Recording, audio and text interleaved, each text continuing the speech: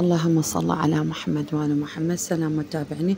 اللهم كل وليك الحجة ابن الحسن وما عجل وليك في صاحب العصر والزمان الفرج. هنا أنا سويت دجاج الذبح فسلقته، والفيديو نزلته متأخر لأن كهرباء بغداد يطفون وما أعرف شنو، مرة مولد مرة كهرباء، هاي أوضاع العراق والصيف. هنا سلقته، وهنا أنا سويت البامية مع عراقي بدون لحم طبعا، ودعت الله طلع يجن الروعة. احنا على مود الحمى النيفزيفي، وهاي كم مرة قالته بالبث يعني بالفيديوهات عندي، نخاف يعني اكو ناس ما تخاف، بس احنا المهم فانا اخليه ثوم وهيجي اشياء، وشوحته بزيت الزير، اكيد زيت ما يعني تعرفون يعني كل الزير.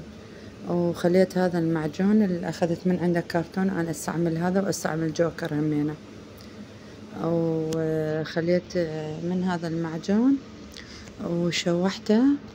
وعظام لكم الأجر باستشهاد سيدي مولاي الإمام الجواد. وهنا خليت الطماطة المعصورة، طبعا طماطة العراقي، وطلع بامية روعة ودعت الله يتجنن. وهنا سويت الأزبري ثواب سيدي مولاي الإمام الجواد، خليت الثلج والجلي، وخليت شو مونتاج ابني عليش هيك منتجة. وهنا كان بالبامية الملح والليمندوزي وفلفل الحار، طبعا باستعجال مسوي ليه. وهنا سويت الرز الجوكر أكيد اللي أنا أستعمله، خليت زيت وبعدين وهذا الرز كان هاي الطريقة مالته. ليش مسوي شي المونتاج عيني؟ وهنا سويت الجلي ثواب سيدي مولاي إمام الجواد. حارة الدنيا وهاي الناس عطشانين خطية يعني يبرد عليهم وهيجي شي، فهنا خليت الثلج طلعته من الفريزر قطعته وهيجي أشياء. أنا بعدين حاسبني على هذا المونتاج من ورا خشمة يسوي لي. وخليت السكر، وخليت شنو يقولون الماء البارد، وخليت الجلي، وخليت اللون الطعام الغذائي عادي تمشوا على الساقات وش اسمه.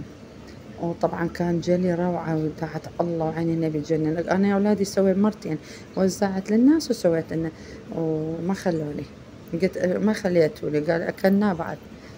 كلش كان طبعا الشكل روعة والمناظر تحكي وتكلم. مشاهدة ممتعة، إن شاء الله يعجبكم. باي. تجيب منها وتودي منها، أنا يشبه اليد بسينة. وهنا قليت الدجاج دعت الله طلعت بامية تجنن. ووزعت الأزبري ثواب سيدي مولاي الإمام الجواد. وخذوا العالم لأن الدنيا حارة، وكان الولد يشاقوية ابني ما عرفت كان يحكي له من وزع الثواب. أصدقاء بيناتهم تعرفون بعد يصير بين الأولاد حكي كلام.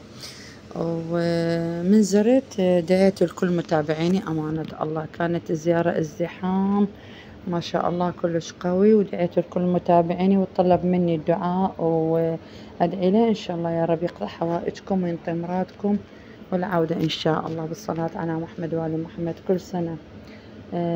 الله لا يحرمنا ويحرمكم من خدامة أهل البيت وزياراتهم، لا فاقدين ولا مفقودين.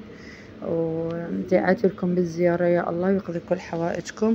مشاهدة ممتعة، حياتي باي.